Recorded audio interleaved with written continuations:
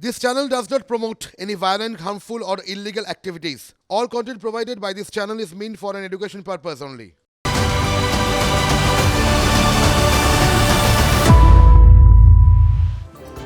নমস্কার, সুপ্রভাত। TV9 বাংলায় আপনাদের সকলকে স্বাগত। নতুন ছকে পুরনো অভ্যেস, ডিজিটাল কাগজের পাতায় সকালের আমেজ। রাজ্যের গণ্ডি ছাড়িয়ে দেশ বিদেশ, রাজনীতি থেকে খেলার ময়দান, আপনার চেনা কাগজ পড়ুন আমাদের চোখ দিয়ে। আর দুয়ারে নয়, কাগজ আসবে সরাসরি আপনার টিভি, মোবাইলে। TV9 বাংলা টাইমস, শুরুতেই নজর রাখবো হেডলাইন্সে। সন্দেশখালী কাণ্ডে বিজেপির মিছিলে বসিরহাটে তুলকালাম। সুকান্তর নেতৃত্বে বসিরহাট এসপি অফিস ঘেরাও অভিযানে ধুন্ধুমার পুলিশ বিজেপি সংঘর্ষ, ভাঙল পরপর ব্যারিকেড, লাঠিচার্জে জখম 12 বিজেপি কর্মী, প্রতিবাদে সুকান্তর অবস্থান। সন্দেশখালী কাণ্ডে সুকান্ত মজুমদারের মুখে এনকাউন্টার দেওয়াই শিবু উত্তমদের এনকাউন্টার করে শাস্তি দেওয়া উচিত, সওয়াল বিজেপি রাজ্য সভাপতি সুকান্ত মজুমদারের। সন্দেশখালীতে জোর ধাক্কা খেল পুলিশ। সন্দেশখালীতে খারিজ 144 ধারা। 144 ধারা খারিজের নির্দেশ বিচারপতি জয় সেনগুপ্তর, ধোপে টিকল না রাজ্যের যুক্তি। একদিকে জাতীয় মহিলা কমিশনের প্রতিনিধিরা, আরেকদিকে মহিলা IPS এর নেতৃত্বে রাজ্য পুলিশের বিশেষ দল সন্দেশখালীর মহিলাদের সঙ্গে কথা বলে নির্যাতনের অভিযোগ খতিয়ে দেখল 2 প্রতিনিধি দল। সুপার নিউমেরারি নিয়ে আইনি জট অব্যাহত। অতিরিক্ত শূন্যপদে নিয়োগে ফের কমিশনের ব্যাখ্যা চাইল আদালত। ব্যাখ্যায় সন্তুষ্ট হলে তবেই পরবর্তী সিদ্ধান্ত নেবে আদালত। 28 ফেব্রুয়ারি পরবর্তী শুনানি। সন্দেশখালী কাণ্ডের প্রতিবাদে বামেদের আইন অমান্য ঘিরে ধুমধুমার। বহরমপুরে পুলিশ বাম কর্মীদের খণ্ডযুদ্ধে বোমাবাজি, পুলিশের লাঠি, কাঁদানে গ্যাস, জখম 1। চোপড়ায় শিশু মৃত্যুতে সুর জড়াচ্ছে তৃণমূল। মাটি চাপা পড়ে শিশু মৃত্যুর দায় BSF এর। অভিযোগ তুলে BSF অফিস ঘেরাও তৃণমূল প্রতিনিধি দলকে, বৃহস্পতিবার সময় রাজ্যপালের। ফের অসুস্থ রাজ্যের মন্ত্রী তথা কলকাতার মেয়র ফেরহাদ হাকিম। কলকাতার একটি বেসরকারি হাসপাতালে ভর্তি করা হয়েছে তাঁকে। প্রাথমিকভাবে জানা গিয়েছে ডিহাইড্রেশনের কারণেই এই অসুস্থতা, তবে আপাতত তাঁর শারীরিক পরিস্থিতি স্থিতিশীল বলেই খবর। সংযুক্ত আরব আমিরশাহিতে প্রথম হিন্দু মন্দির উদ্বোধনে প্রধানমন্ত্রী নরেন্দ্র মোদী। তার আগে আবুধাবিতে এহলান মোদী অনুষ্ঠান ঘিরে তুঙ্গে ওঠে প্রবাসী ভারতীয়দের উৎসাহ। ভিড় উপচে পড়ায় বন্ধ করে দেওয়া হয় রেজিস্ট্রেশন। ডিজিটাল কাগজের পাতায় সকালের আমেজ। আর এবার দেখে নেব এ রাজ্যের গুরুত্বপূর্ণ খবরগুলো। রেশন দুর্নীতি মামলায় শহরের মোট 8টি জায়গায় ইডি তল্লাশি থেকে বাঁচতে জীবন প্রশ্নের কৌশল। ইডি আধিকারিকরা ঢুকতেই 7 তলা থেকে মোবাইল ছুড়লেন শঙ্কর ঘনিষ্ঠ ব্যবসায়ী। কলাইকুণ্ডায় ভেঙে পড়ল বায়ুসেনার বিমান, যদিও হক বিমানটি ভেঙে পড়ায় কেউ হতাহত হয়নি। বায়ুসেনার প্রশিক্ষণ চলাকালীন দুর্ঘটনাটি ঘটে এবং প্যারাসুটের মাধ্যমে নিচে নেমে প্রাণে বাঁচেন বায়ুসেনার 2 পাইলট। পাহাড়ে ভোটের লড়াইয়ে চড়ছে পারদ। সাংসদ রাজু বিস্তার নাকি প্রাক্তন আমলা হর্ষবর্ধন শ্রীংলা। দার্জিলিং কেন্দ্রের প্রার্থী নিয়ে বিভ্রান্তি বিজেপিতে। দলের একটা অংশে শ্রীংলার হয়ে প্রচারে নেমেছেন। এবার পাল্টা আক্রমণের সুর সাংসদ রাজু বিস্তার গলায়। এরপর দেশের খবরে নজর রাখি। কৃষকদের একাংশে দিল্লি চলো ঘিরে উত্তেজনা হরিয়ানা পাঞ্জাব সীমান্তে। কাঁদানে গ্যাসের গোলা ছুড়ল পুলিশ। ব্যারিকেড ভেঙে এগোনোর চেষ্টা বিক্ষোভকারীদের, জোরে করেও ছোড়া হয় কাঁদানে গ্যাসের শেল। লোকসভা ছেড়ে এবার নিরাপদ রাজ্যসভার দিকে ঝুঁকছেন কংগ্রেসের সংসদীয় দলনেত্রী সোনিয়া গান্ধী। কংগ্রেস সূত্রে দাবি, বুধবারই রাজ্যসভা নির্বাচনের জন্য মনোনয়ন দেবেন সোনিয়া। সম্ভবত রাজস্থান থেকে প্রার্থী হচ্ছেন তিনি।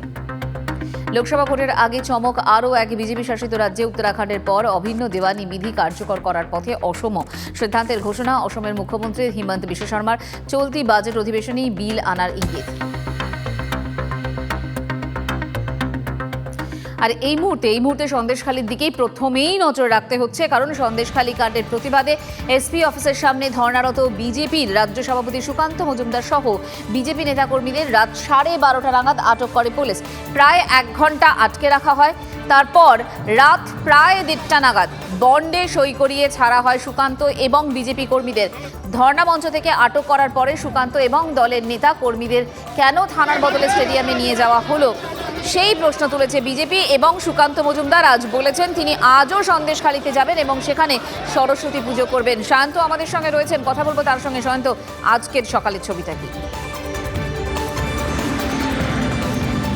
একদমই, দেখো গতকাল যে ধুন্ধুমার পরিস্থিতি হয়েছিল বারাসাতে বসিরহাটে এসপি অফিসের সামনে, তারপর কিন্তু পরিস্থিতি স্বাভাবিকভাবে গরমই হয়ে রয়েছে।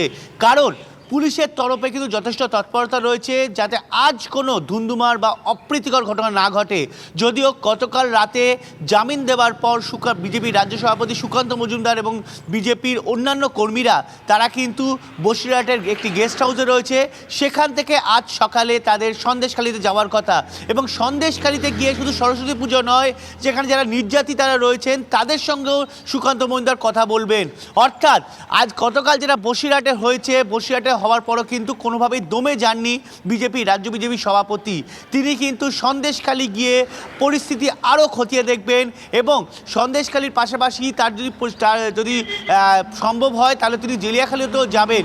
অর্থাৎ সব মিলিয়ে 144 যারা খারিজ হওয়ার গতকাল পর আমরা দেখেছিলাম যখন বসিরহাটের দিকে বিজেপির কর্মী সমর্থকরা যাচ্ছিলেন এবং এই সুকান্ত মজুমদারের নেতৃত্বে তখন একেবারে ধুন্ধুমার পরিস্থিতি তৈরি হয়।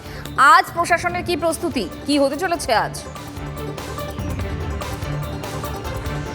দেখো, আজ গতকাল 144 তারা খারিজ হবার পর কিন্তু বসিরহাট জেলা পুলিশ বা সন্দেশখালী থানার তরফে কিন্তু তেমন কিছু আর করার থাকছে না।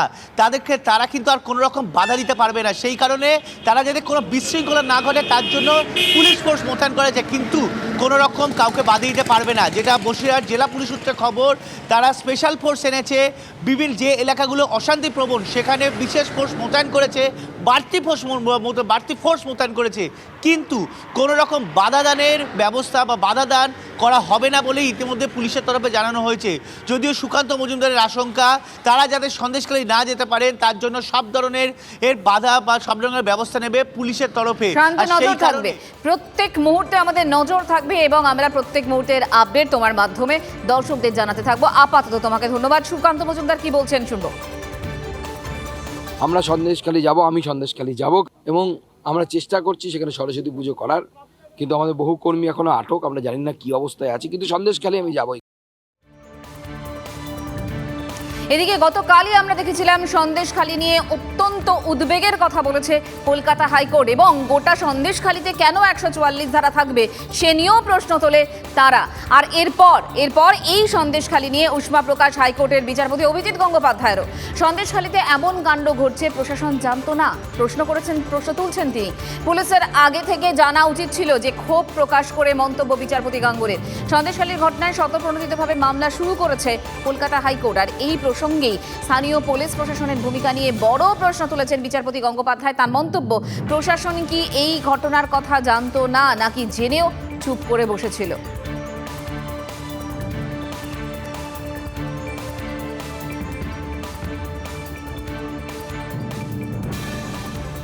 আমি অত্যন্ত ক্রুদ্ধ এবং ক্ষুব্ধ। আদালত তো আছে, আদালতের কাজ তো করছে। সব জায়গায় তো লক্ষ্মী ভাণ্ডারের নাম করে ডেকেছে, এরকম ঘটনা কি ঘটেছে পৃথিবীতে বা ভারতে, পশ্চিমবঙ্গে? সব জায়গায় সব গ্রামে রাখছে, সব মৌজায় রাখছে, এরকম তো নয়।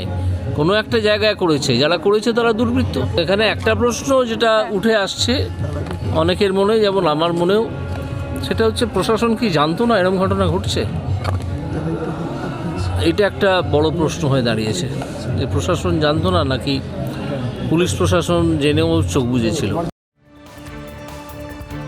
আর এবার সন্দেশখালীতে খেলা ঘোরানোর কথা বলছেন মন্ত্রী পার্থ ভৌমিক। 18 তারিখ আবার আসছি, আর সেদিন দেখবেন খেলা ঘুরে গিয়েছে। নাজাটে দলের কর্মীদের সঙ্গে কথার পর মন্তব্য পার্থ ভৌমিকের। তার দাবি, একজন মহিলাও বলতে পারবেন না শ্লীলতাহানি হয়েছে। তবে অনেকে লিজের টাকা পাননি কবুল করেছেন মন্ত্রী। যারা লিজের টাকা পাননি দল তাদের টাকা পাইয়ে দেওয়ার ব্যবস্থা করবে আশ্বাস দিয়েছেন তিনি। প্রয়োজনে শিবু হাজরার বিরুদ্ধেও দল উত্তম হাজরার মতোই ব্যবস্থা নেবে জানিয়েছেন পার্থ। রবিবার 18 ফেব্রুয়ারি সন্দেশখালীতে সভা করবে তৃণমূল। কোথায় কোথায় মানুষের ক্ষোভ, অভাব, অভিযোগ জানলাম এবং সেই অনুযায়ী প্রয়োজনীয় পরামর্শ দিলাম। 18 তারিখ আবার আমরা আসছি, আপনারা সেদিন জানতে পারবেন যে খেলা ঘুরে গেছে। একজন মহিলাও দায়িত্ব নিয়ে বলতে পারবে না তার উপরে কোনো রকম কোনো শ্লীলতাহানি হয়েছে। অভাব অভিযোগ আছে, অনেকে লিজের টাকা দেয়নি, মানুষকে ঠকিয়েছি। একজনকে আমরা অলরেডি দল থেকে সাসপেন্ড করে দিয়েছি। যদি এরপরে শিবপ্রসাদ হাজরার নামও আসে, দল উত্তম হাজরার ক্ষেত্রে যে সিদ্ধান্ত নিয়েছে শিবু হাজরার ক্ষেত্রেও একই নেবে। আমরা বলেছি লিজের তালিকা তৈরি করতে, যারা যারা লিজের টাকা পায়নি তাদের টাকা ফেরত করিয়ে দেওয়ার দায়িত্ব দলের, আমরা করব। আমরা গ্রামবাসীকে এই কনফিডেন্সটুকু দিতে চাই, মমতা ব্যানার্জির আমলে তাদের উপরে কেউ যদি অত্যাচার করে, সে যত বড় তৃণমূলই হোক পার পাবে না, তাকে দল থেকে বার করে দেওয়া হবে। 18 তারিখ সভা করবে তৃণমূল কংগ্রেস, আর সেদিন খেলা ঘুরে যাবে বলছেন রাজ্যের মন্ত্রী। পাল্টা সুকান্ত মজুমদারের কি বক্তব্য শুনবো। দেখুন, পার্থভৌমিকের মতো লোকেরা খেলা ঘোরানোর চেষ্টা করবে, কিন্তু বাংলার খেলা আগেই ঘুরে গেছে। এরা জেলে থাকবে আগামী দিনে। পার্থভৌমিককে বলবেন নেতা হওয়ার আগে কত সম্পত্তি ছিল, এখন কত সম্পত্তির মালিক হয়েছে। ওনাকেও জেলে থাকতে হবে, সেই সময় আসছে। পার্থভৌমিকরা এরপরে মহিলাদেরকে চাপ দিয়ে মিথ্যে কথা বলাবে, মিথ্যে সাক্ষী দেওয়া হবে, তাদেরকে ভয় দেখাবে, তাদের ছেলে মেয়েকে খুন করা, তাদের স্বামীদেরকে খুন করার ভয় দেখাবে। আমরা জানি তো এই খেলা, এটাই তো খেলা। মহিলাদের ইজ্জতের তো দাম নেই তাদের কাছে। তাদের বাড়ির মহিলারা যদি ভুলুণ্ঠিত হতো ইজ্জত, তখন দাম থাকতো। আপনার আমার বাড়ির মহিলাদের ওদের কাছে ইজ্জতের 1 পয়সা দাম নেই।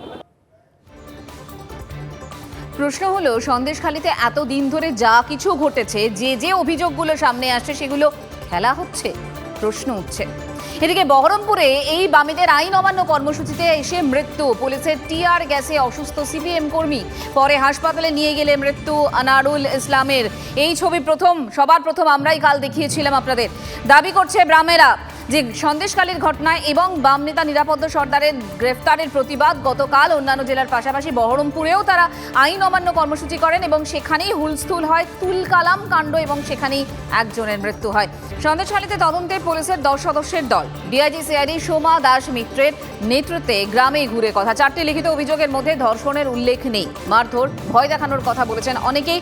পুলিশ এমনটাই দাবি করছে। যেটুকু যারা স্পেসিফিক কিছু বলতে চেয়েছে, কমপ্লেন দিয়েছে, সেটা আমরা নিয়েছি এবং অ্যাকর্ডিংলি আমরা সেটা এখানে দিয়ে গেলাম। আমরা তো ভয় কাটানোর জন্যই তো এসেছিলাম। অবশ্যই আমাদের সাথে কথা বলেছেন, নিজেদের যা মনের কথা কিছু বলেছেন, সেটা আমরা শুনেছি এবং সেটার ক্ষেত্রে যেটা করার দরকার নিশ্চয়ই করা হচ্ছে। আজকের দিনের জন্য আমরা 4টে পেয়েছি ইন রাইটিং। সেটা ওনাদের যেটা মনে হয়েছে ওনারা সেটা বলেছেন। শারীরিকভাবে নির্যাতন বলতে হয়তো হ্যাঁ, কারোর ক্ষেত্রে হয়তো বলেছে যে কারোর একটা মারধর হয়েছে, কাউকে মারধর করা হয়েছিল, বা কাউকে বেসিক্যালি বেশিটাই হচ্ছে ভয় দেখানো হয়েছিল, যে নিয়ে গিয়ে বসিয়ে রাখা বা অত্যাচার করা হবে এই ভয়টা দেখানো। ওনারা বলেছেন যে ওনাদের কাছে বিভিন্ন রকমের সেই সময় ভয় দেখানো হতো, ভয়টা হতো। পূর্ব বর্ধমানে নিয়ন্ত্রণ হারিয়ে উঠে গেল যাত্রী বোঝাই বাস। দুর্ঘটনায় মৃত 1, জখম বহু। পূর্ব বর্ধমানের ভাতারের নতুন গ্রামে দুর্ঘটনা। মঙ্গলবার রাতে কলকাতা কান্দি বহরমপুর রুটের বেসরকারি বাসটি কান্দির দিকে যাচ্ছিল। ডিভিসি সেচ খালের উপর ব্রিজের কাছে নিয়ন্ত্রণ হারিয়ে উল্টে যায়। উদ্ধারে নামে ভাতার থানার পুলিশ এবং স্থানীয়রা। আহতরা ভাতার স্টেট জেনারেল এবং বর্ধমান মেডিকেল কলেজে ভর্তি। সেখান থেকে 25 জনকে বর্ধমান হাসপাতালে পাঠানো হয়েছে। আমি বুঝতে পারিনি, আমার একটু ঘুম চলে এসেছিল, তো আমি চোখটা লেগে গেছিলো, তো হঠাৎ কি বাসটা উল্টে যায় আর তৎক্ষণাৎ চিৎকারে আমার ঘুমটা ভেঙে যায়। তো তারপরে উঠে এই বর্ধমান পেরে এখানে গাড়িটা টানলো। আমরা 3 বন্ধু আমাদের 10টা গ্রামের লোক আছে, আমরা সব বসেছিলাম, গল্প করছিলাম, হঠাৎ গাড়িটা ঢুকে গেল। ভাতার পিএস একটা অ্যাক্সিডেন্ট হলো, যেখানে একটা বাস পাল্টি খেয়ে গেল। ওখানে টোটাল যেটা আমাদের কাছে ইনফরমেশন, টোটাল 37 লোককে 37 জনকে আমরা ওখান থেকে বার করে এখানে প্রাইমারি কেয়ারে পাঠিয়েছিলাম ওখানে ভাতারে। তারপরে ওখান থেকে 26 জন রেফার হয়ে এখানে এসছে। সবার ট্রিটমেন্ট চলছে, ডক্টর MSVP সাহেব সঙ্গে কথা হয়েছে। এবার দেশের খবরের দিকে নজর রাখি। রাজ্যসভায় আজ মনোনয়ন জমা দেবেন কংগ্রেস নেত্রী সোনিয়া গান্ধী। তিনি লড়বেন রাজস্থানের জয়পুর থেকে। মনোনয়ন জমা দেওয়ার সময় তার সঙ্গে থাকবেন কংগ্রেস সভাপতি মল্লিকার্জুন খার্গে, ছেলে রাহুল গান্ধী এবং মেয়ে প্রিয়াঙ্কা গান্ধী। আগামী 27 ফেব্রুয়ারি রাজ্যসভা নির্বাচন। মনোনয়ন জমা দেওয়ার শেষ তারিখ কাল 15ই ফেব্রুয়ারি। প্রাক্তন প্রধানমন্ত্রী ইন্দিরা গান্ধীর পর গান্ধী পরিবারের দ্বিতীয় সদস্য হিসেবে রাজ্যসভায় আসবেন সোনিয়া। আরও খবর নিয়ে ফিরছে একটা ব্রেকের পর, সঙ্গে থাকুন।